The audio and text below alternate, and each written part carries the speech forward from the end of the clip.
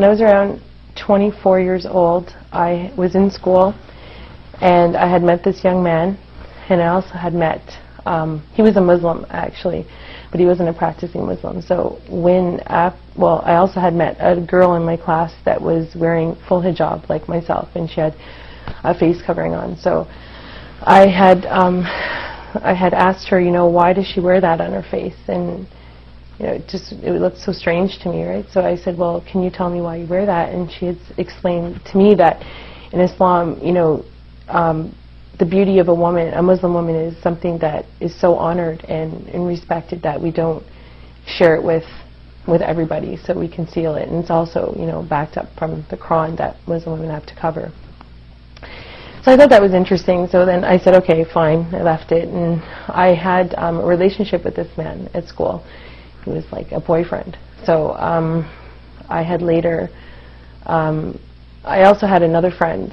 I'm not going to mention his name, but he was an Arab and he was Christian, and he thought, I guess at the time, that I was going to convert to Islam because I had this boyfriend, and even though I had no interest really about Islam, right? So he actually prompted me to learn about Islam, because he used to bring, like, he used to work at this gas station close to my neighborhood, and he used to bring me information protesting, going completely against Islam, saying that Muslim women are, like, I guess I should be honest and say exactly what he said, that are whores, and that they're allowed to have more than one man, right? And this is actually coming from the Quran, he said.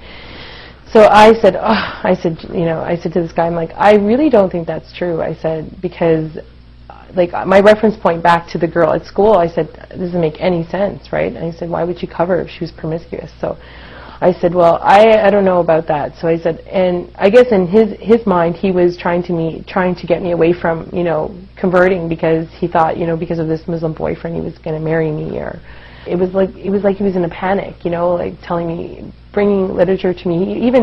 He would bring literature to my mother at the store and pass it off to my mother. So I said, you know, I don't even want to read this. I said, I'm not interested in anything about this. So anyway, I just said, I got fed up, and that made me interested. So I decided to go to the mosque and find out about what Islam was. And to be honest, I didn't really find out too much from there. And I thought, you know, from what I did learn, that he was wrong. There was nothing in the Quran that stated that Muslim women are allowed to be promiscuous in any way.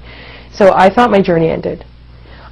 But it didn't. It actually just begun from there. So I went back, and I later found out that, you know, I was pregnant for the Muslim guy at school, and but he had left me. So I was now 5 months pregnant, and I was on the subway going to this new school. And from there, I looked up. I was sitting on the subway, and I looked up, and I saw Salia, the girl that I had met with the full hijab at school before. And I'm like, oh, I said, hi, how are you? And she's like, fine. And I said, where are you going? And she's like, well, I'm going to this new school. And I said, well, what one? It just so happened that we were both going to the same school now. We became very good friends, and I learned a lot about Islam from her. And it was never, you know, I wasn't really, like, before going to the masjid or the mosque and inquiring for myself.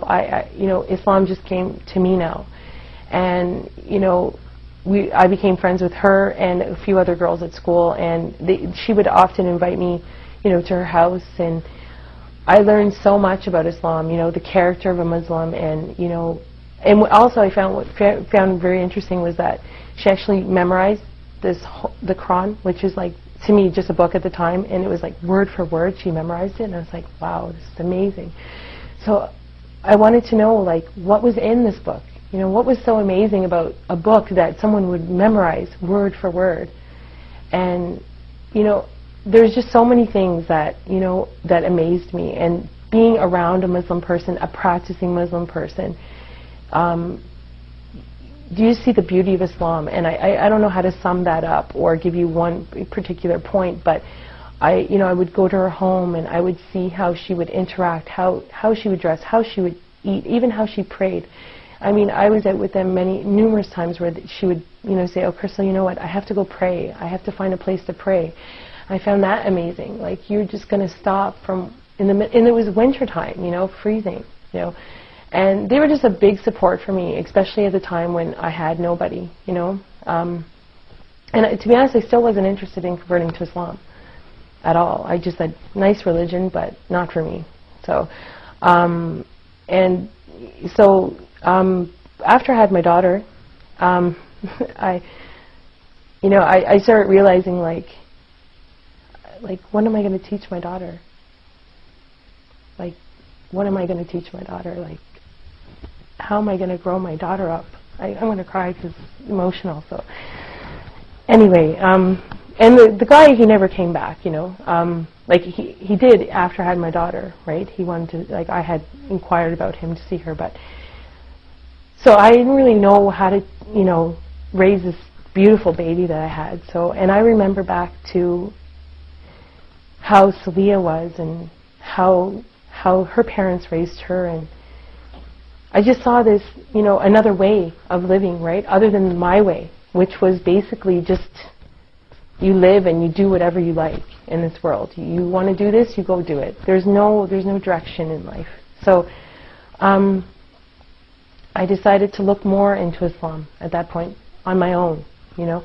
So Celia now got pregnant, and she started working at the masjid just not far from here. And I said, well, Celia, I'm going to pop over, and, you know, every day, because I was home with my daughter, and I said, let me just come over and, you know, we'll talk about the Quran. I want to know more about it. It was hard. It was hard to find the concept of, you know, what is God. And from these experiences that I had at the masjid, I came to realize that there was a God. And, you know, one day I decided, you know, to go to the mosque. My daughter was 6 months at this point, and I was there and I was in the room, and, you know, like, I was serious. I really wanted to know about this religion before I converted, because I never was baptized before. I never had any, you know, conversion to any religion. So I wanted to find out, you know, really, was this for me, you know? And from there, I was there one day, just, you know, like every other day, just visiting her in the office and talking about Islam and God and who He was, and, you know, what Islam can offer me and my daughter. And so one day there was a funeral of a baby girl, and from there I just thought, life's so short, you know, like, you have to really make it a decision about where you're going. So I converted that day.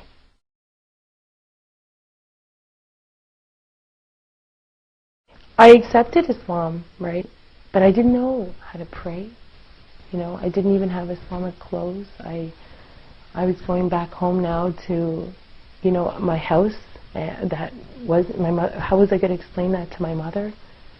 You know, and there wasn't a lot of support for the new Muslim, because I think, and it's not saying that Muslim people that are born in Islam don't care. I think they care a lot.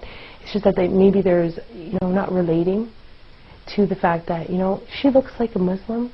She's got hijab on. She must have a Muslim family. They assume. They don't know what you're going home to. My life is different because, well, I just think of one thing. Maybe this might be not the best thing to say, but health-wise, I'm so much more healthy. I used to smoke. I don't have to say that, but I used to smoke and I used to drink. I used to get sick to my stomach from drinking. I don't drink anymore. I haven't tasted a drop of alcohol. I haven't smoked. Alhamdulillah. It's just, you know how many times I tried to quit smoking? I smoked for like 11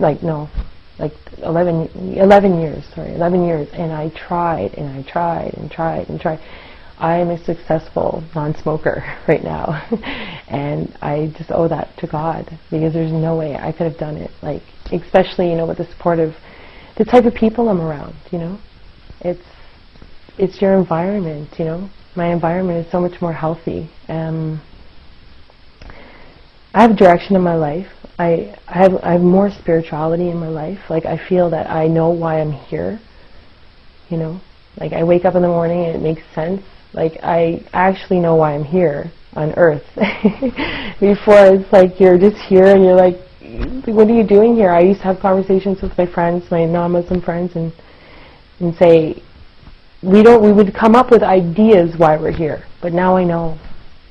That gives you direction. That gives you a lot of confidence, right? that you're not alone. And so I'm better spiritually, mentally, emotionally. My daughter, you know, I see a future that is with God in her life, not like how I grew up. And that entails many, many positive things. You know, I always dream, like, you know, she's going to grow up and she's going to be better than me, you know, like much better. You know, she won't go through all the things that I went through because she's going to be protected by Islam. You know, like, drinking won't be in her life. Having boyfriends, maybe having children without someone there with her, you know, like what I went through. You know, I want her to know the value of herself, and I think she will. Islam will teach her the value of who she is